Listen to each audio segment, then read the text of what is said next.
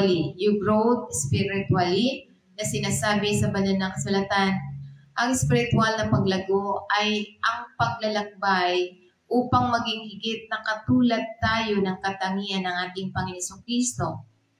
Ito yung pagpapalalim ng ating pananampalataya, paghubog sa pagkatao, at pagsasabuhay ng kanyang salita ng may pagmamahal at kapangyarihan.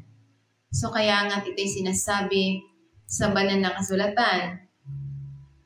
Sa Philemon chapter 1 verse 6, that communication of thy faith may become effectual by the acknowledging of every good things which is in you in Christ Jesus.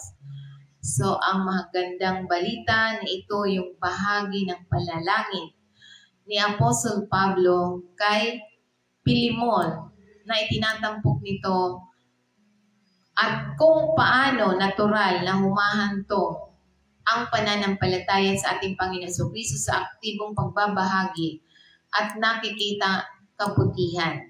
Kaya nga, the communication of thy faith, ibig sabihin, ito yung pakikipag-usap ng ating pananampalataya na tumutukoy sa pagbabahagi o pakikisama ng pananampalataya, hindi lamang sa salita, kundi sa mga gawa, kabutihan, loob, at pamumuhay.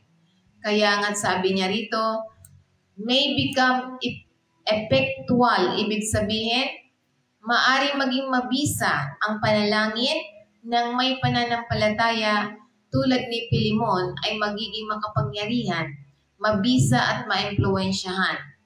So kaya nga by acknowledging of every good thing, sabi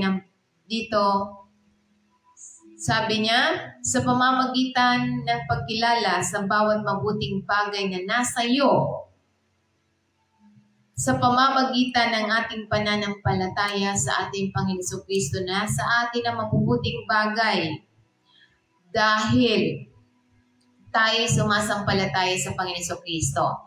Ito'y nangangahulugang ito ng pagkilala at pagsasabuhay ng lahat ng espiritual na pagpapalan at may katangian na nagmumula lamang sa pakikipag-isa natin sa ating Panginoong Kristo.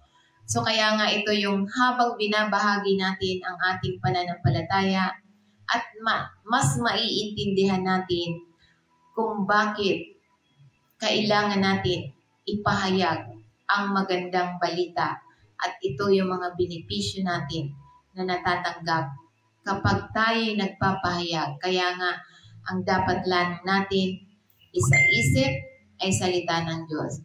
Ang dapat nating sasabihin ay salita ng Diyos. At ang dapat nating isabuhay ay salita ng Diyos. So nasa salita lang ng Diyos ang lahat. Kung gusto mo maging hayahayang buhay, nasa salita ng Diyos. Kung gusto mo walang sakit, nasa salita ng Diyos. Kung gusto mo na mananatili ang kalusugan, nasa salita ng Diyos. Walang damage. Kaya kailangan lang natin ng oras para pagnilay-nilayan ang salita ng Diyos.